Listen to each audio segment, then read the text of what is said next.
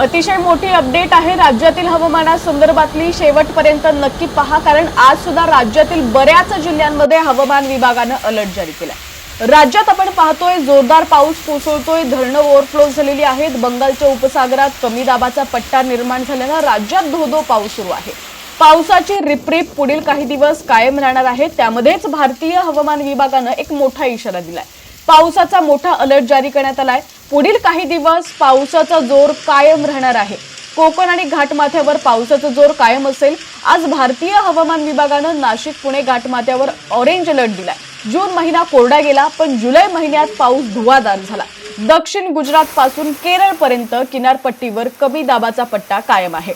आता राज्यातील इतर जिल्ह्यांमध्ये काय परिस्थिती आहे, कुठे येलो अलर्ट जारी केलेला आहे, सविस्तर जाणून घेऊयात या व्हिडिओच्या माध्यमातून। पण त्याआधी तुम्ही जर HPN मराठी न्यूज चॅनल पहिल्यांदाच पाहत असाल आणि अजूनही चॅनलला सबस्क्राइब केलेलं नसेल, फॉलो केलं नसेल तर नक्की करा, जेणेकरून HPN मराठी न्यूज चॅनलचे अपडेट्स लवकरात लवकर तुमच्यापर्यंत पोहोचण्यास नक्कीच मदत होईल।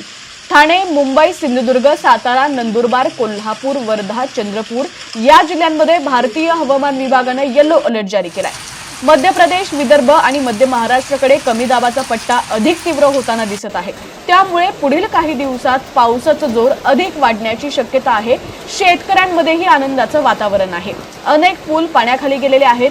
जर पूर परिस्थिती निर्माण झाली तर अजून काही दिवस पाऊस असाच राहिला तर अतिवृष्टीचे सुद्धा संकेत आहेत। काल अनेक जिल्ह्यांमध्ये पावसाच्या पार्श्वभूमीवर विद्यार्थ्यांना सुट्टी जाहीर करण्यात आली होती। प्रशासनाने अतिमहत्त्वाच्या कामांशिवाय नागरिकांना घराबाहेर न पडण्याचा सल्ला दिला। पुण्यातील खडकवासला धरणातून पाण्याचा विसर्ग कमी करण्यात आलाय। खडकवासला धरणातून सध्या पाण्याचा विसर्ग 37,000 क्युसेक इतका करण्यात आलाय।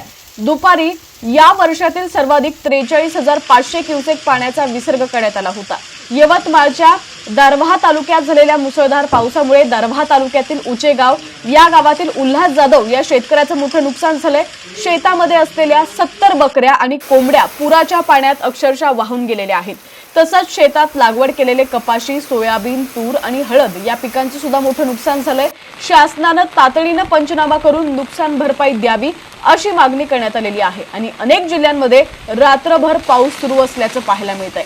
आता राज्यातील तुमचा जिल्हा कोणता आहे, तुमच्या जिल्ह्यात सुद्धा हवामानाची काय स्थिती आहे, ढगाळ वातावरण आहे, मुसळधार पाऊस पडतोय, पावसाची रिपरिप सुरू आहे, काय नक्की पावसाची परिस्थिती आहे ती सुद्धा आम्हाला कमेंटच्या माध्यमातून नक्की कळवा। पाहत रहा HPN मराठी न्यूज।